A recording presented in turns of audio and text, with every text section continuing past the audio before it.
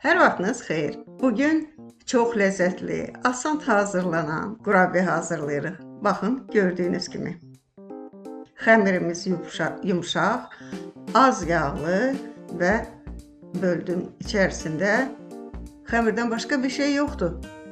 Deyə bilərsiniz, lakin qeyri-adi bir şirinlik var bu qurabiyədə.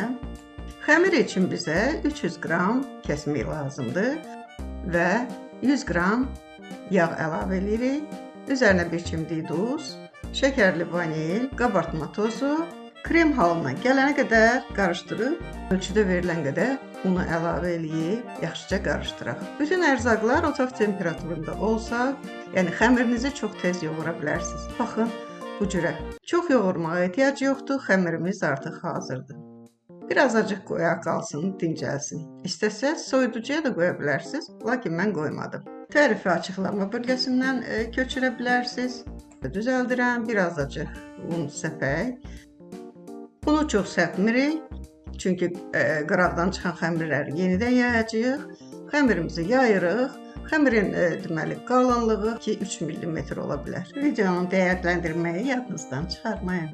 Bir kasa nəlbəki yardımı ilə bunu bərabər dairələrə bölürük. Daha sonra həmin dairələri bir azacıq uzadırıq.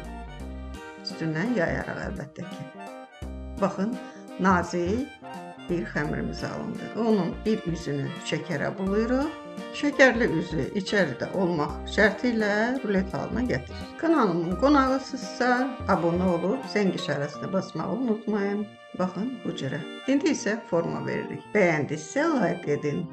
İşimiz bu qədər. Alınan ucluğu alta yerləşdiririk. Qutardı. Sobanı indidən salırsınız 180 dərəcəyə. Qoyun yaxşıca istilənsin. Qurabiyələr çox tez hazırlandığı üçün, yəni ki, əlinizdə onlarla çox oynamağa ehtiyac yoxdur. Hazırlayırıq və sobaya yerləşdiririk. Sobada üstü bir azıcıq qızarana qədər qızardırıq. Və indi fikir verin, mən bunu birinin üstünə belə cızıqlar atdım. Yəni istəsəz bu cürə də, bu formada da hazırlaya bilərsiniz. Heç də fərqi yoxdur. Görürsünüz, qızartısı bu qədər olacaq. Like etməyi, suallarınızı yazmağı unutmayın. Bugünlük Şərqiyə xanımdan bu qədər. Sağ olun, sağlıqla qalın. Bol ruzu bərəkət, can sağlığı arzulayıram. Gələn videolarda görüşmək üzrə. Xudahafiz.